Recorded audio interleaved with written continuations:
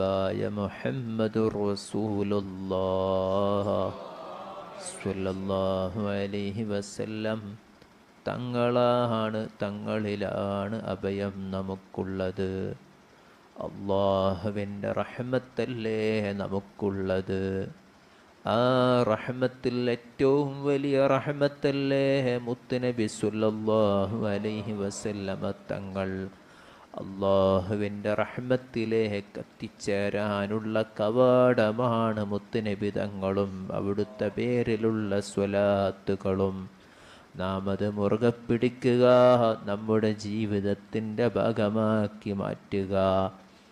അതൊഴിവാക്കുന്നൊരു സംഭവം, അതൊഴിവാക്കുന്നൊരു വിഷയം നമ്മുടെ ജീവിതത്തിലുണ്ടാകാൻ പാടില്ല.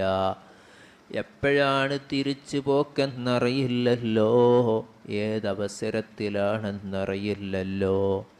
പോകുമ്പോൾ നമുക്ക് കൂട്ടിനുള്ളാവുന്നത് ഹബീബായ മുത്തുനബി സ്വല്ലല്ലാഹു അലൈഹി വസല്ലം തങ്ങളും അവിടുത്തെ പേരിലുള്ള സ്വലാത്തുകളുമാണ്. അള്ളാഹുവേ നീ കബൂലാക്കണേ അല്ലാഹ്. മുത്തുനബി തങ്ങളോടും നിന്റെ കൽപ്പനയും അനുസരിച്ച് മഹബത്ത് വെച്ച് ചെല്ലാൻ കൂടിയത് കബൂലാക്കണേ അല്ലാഹ്. അള്ളാഹുവേ നീ സ്വീകരിക്കണം റഹ്മാനേ.